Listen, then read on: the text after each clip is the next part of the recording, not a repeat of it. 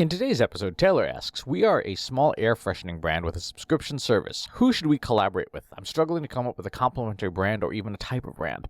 So this question is really important because very often what people do is they look at their business and how their business does business and looks for similar kinds of businesses. Hey, you're a subscription business, and you're a subscription business. We're a subscription business, so let's see if there's some opportunity to collaborate with there. And that's not the worst way to do it because there is going to be some overlap. Logically, if someone is comfortable buying things through subscription, they may be comfortable buying something else through subscription. But one of the challenges of that is that you don't know whether that brand or that product or service is going to be useful to you to understand, is their customer base similar enough to yours? So there's a couple of different ways to handle this. Number one, and probably the most straightforward, is to survey your audience, your customers that you currently have, and say, hey, what other products and services do you use, either on subscription or not, to get an understanding of what are the major brands that are in this person's life. Is this person that is a customer, are they also a Netflix subscriber or an Amazon Prime subscriber, or are they a DoorDash subscriber or a Grubhub subscriber? Get an understanding of the brands in that landscape first. And then what you'll probably want to do is you'll want to look at what do audiences of those brands have in common. So let's take a look at where you would get this information. Now, the easiest place to get it from is actually from Facebook Audience Insights. So let's bring this up here. Here we have everyone on Facebook, and this is, this is set to the United States, but you can obviously change it to whatever you need it to be. And if we look at interests, if you know somebody is interested in Netflix, for example, or even a specific show on Netflix, you could toss that in here. Is there let's look at DoorDash, see if that's in here. Yep. And now you've got a couple of those targeting criteria in here. That's 70 million people. Go to page likes. And what this is going to pull up, of course, are all of the other brands and interests that this audience is interested in. And if would be the place then to start looking, particularly if you have a locality that you serve that's specific, or there may be a particular type of affinity that are brands that are within your reach that you may be able to do business with. A bunch of these are obviously very big ones. But you can see here there are a travel agency, a particular type of sports bar. There are some TV shows.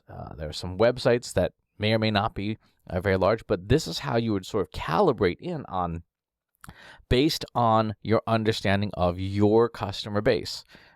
This would be the way to identify those complementary interests and then use this data to do your outreach.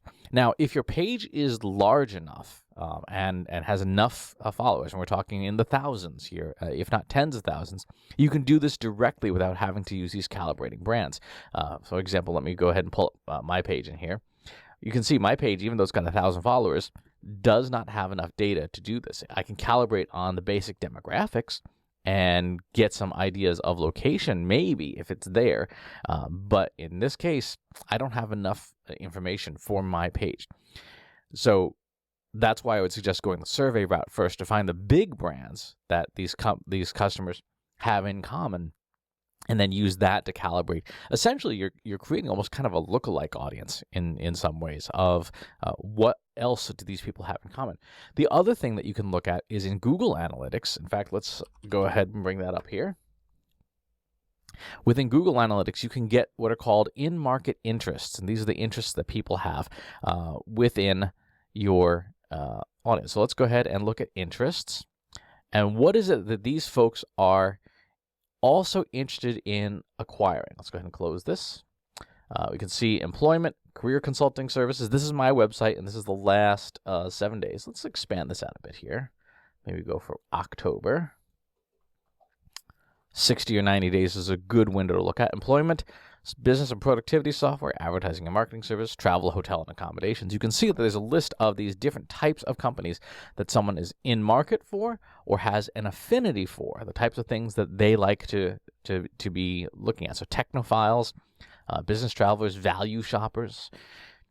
This then gives you additional types or categories of companies. And this is from your website data, which will give you those people who come to your website. You could obviously restrict this down with segments if you want to track only people who converted, but that is obviously contingent upon making sure that you've got goals that are trackable in Google Analytics.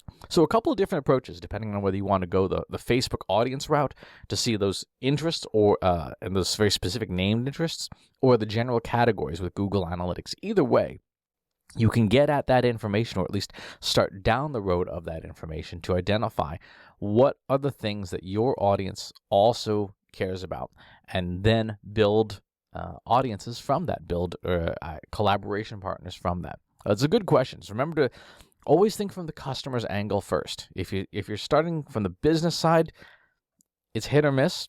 If you start from the way the customer is thinking, it is more likely to land every time.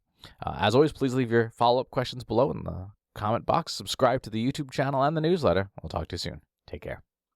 Want help solving your company's data, analytics, and digital marketing problems? Visit trustinsights.ai today and let us know how we can help you.